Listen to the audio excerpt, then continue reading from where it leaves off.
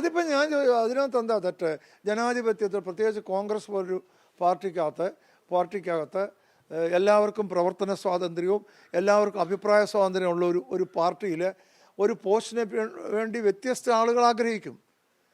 അതേത് പോസ്റ്റ് വന്നാലും വ്യത്യസ്ത ആളുകൾ ആഗ്രഹിക്കും. ഇവിടെ 3 പേര് വ്യക്തമായി ആഗ്രഹിച്ചു.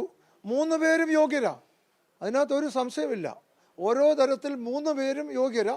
അതെല്ലാം പരിഗണിച്ചിട്ട് ഹൈക്കമാൻഡ് ഒരു തീരുമാനമെടുത്തു.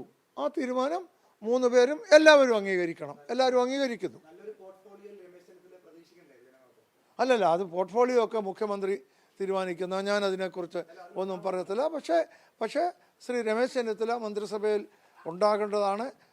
അദ്ദേഹം മന്ത്രിസഭയിൽ ഉണ്ടാകുമെന്നാണ് ഞാൻ പ്രതീക്ഷിക്കുന്നത്. ഇപ്പോൾ വാർത്ത വന്നത് ആഭ്യന്തര വകുപ്പ് ഉണ്ടെങ്കിൽ മാത്രം മന്ത്രിസഭയിലേക്ക് വരുമെന്ന് ചെന്നിത്തല പറഞ്ഞതായിട്ട്. അതെനിക്കറിയാൻ വയ്യ.